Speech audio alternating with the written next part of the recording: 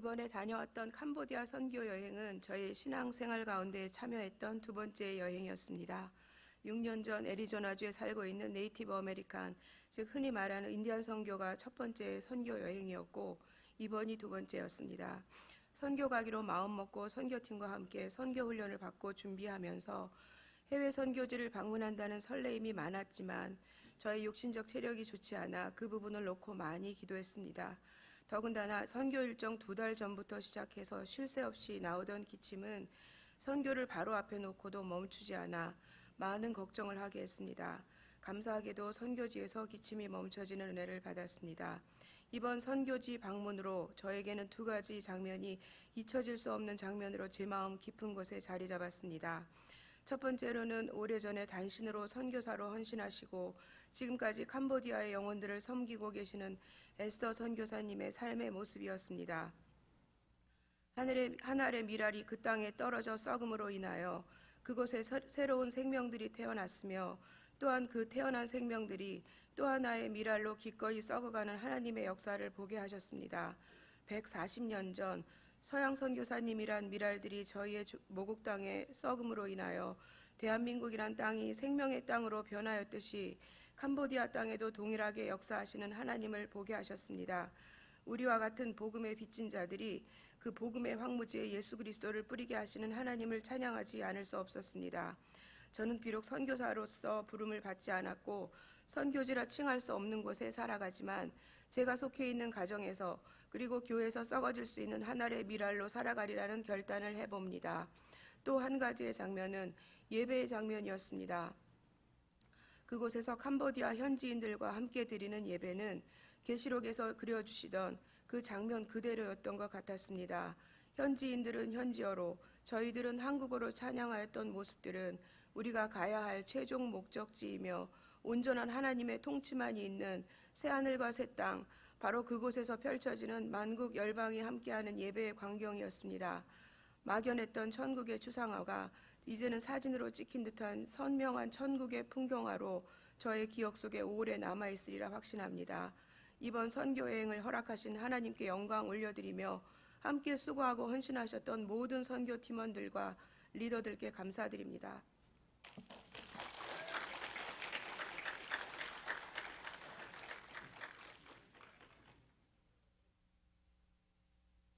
안녕하세요. 열 이틀간의 선교 보고를 2분 내에 하라고 하셨는데 말로 하면 시간을 맞출 수 없을 것 같아서 제가 느낀 짧은 느낌을 빠르게 읽어드릴게요. 캄보디아 선교 훈련 첫 시간에 목사님께서 왜 선교를 하려 하는가는 물으셨을 때 저의 대답은 헌신을 배우고 싶다였었습니다.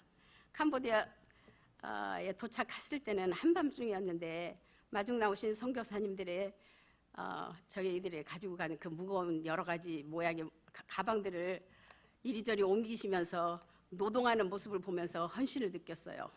그것이 바로 헌신이구나. 그렇게 쉽게 느낄 수 있으리라고는 생각 못했었거든요. 그런데 그 모습에 너무 미안하고 감사해서 주눅이 들고 말았어요. 그 선교지에 있는 내내 정말 너무나 미안한 마음으로 시간 그들과 눈을 맞췄습니다.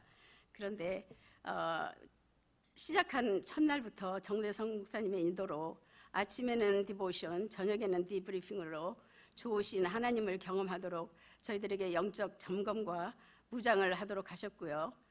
저는 선교팀의 가장 최고령자로서 참석했는데 저의 신체적인 상태로 또는 거기에서 또 무슨 사고나 있지 않을까 해서 굉장히 염려를 했었습니다.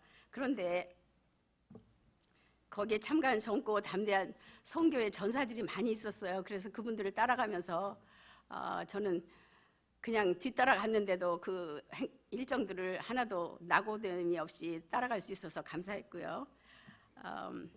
도착해서 보니까 그 광야에 선교센터가 있고 기숙사가 있고 또 운동장이 있고 정수시설들을 보면서 그동안에 선교사님들과 교회와 성도들께서 기도와 마음과 물질을 모아서 하나님의 사역의 터전을 구축하신 것을 보고 모든 것이 합력하여 선을 이룬다는 말씀을 실감했습니다.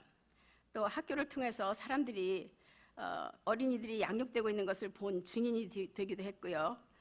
주일 예배 시에는 성찬식 또 세례식에 참석할 수 있었고 선교사님들의 그동안의 기도와 노고로 주님의 나라가 든든히 세워지는 것은 저를 그것을 목격하면서 참 기뻤었습니다.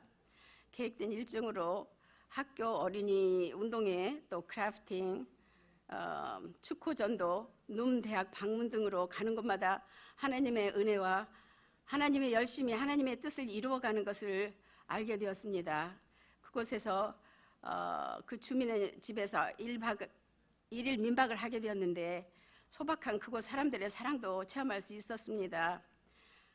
제 마음에 깊이 남아있던 것은 저희들이 수상마을을 방문한 것이 가장 인상적이었어요.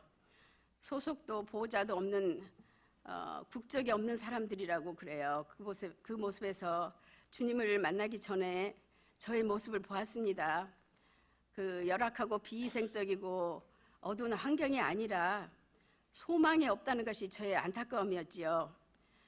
주의 은혜를 거저 받은 저는 하나님 나라의 시민으로서 주님의 인도와 보호하심을 날마다 받으면서 영생의 소망을 가지고 사는 복을 이 땅에서도 누리고 살고 있는데 그들이 정말 암담한 정말 무지한 속에서 살아간다는 것이 저를 안타깝게 했습니다. 또 수상 마을의 그 아이들을 제가 눈에 담고 생각하며 좀 답답한 마음으로 집에 돌아오니까 어떤 어린이 사진이 든 카드를 남편이 보여주면서 우리가 후원해야 할 학생이라 했을 때 많이 놀랐어요. 제가 생각하고 좀 안타깝게 생각하고 있는 그 부분이었는데 주님께서는 저의 마음을 이미 아시고 교회를 통해서 후원할 어린이를 연결해 놓으셨더군요. 그래서 지금은 한 명으로 시작했지만 앞으로 2명, 3명 저의 사랑의 나눔의 지경을 넓혀가기를 기도합니다. 그리고 교회를 통해서 주님의 복음 사역에 동참하는 특권으로 말미암아 하나님께 감사와 영광을 돌립니다. 선교에는 시간과 공간, 나이의 제한이 없다지요. 세간의 노래처럼 내 나이가 어때서 하는 거 아시지요? 그래서 저도 생각할 때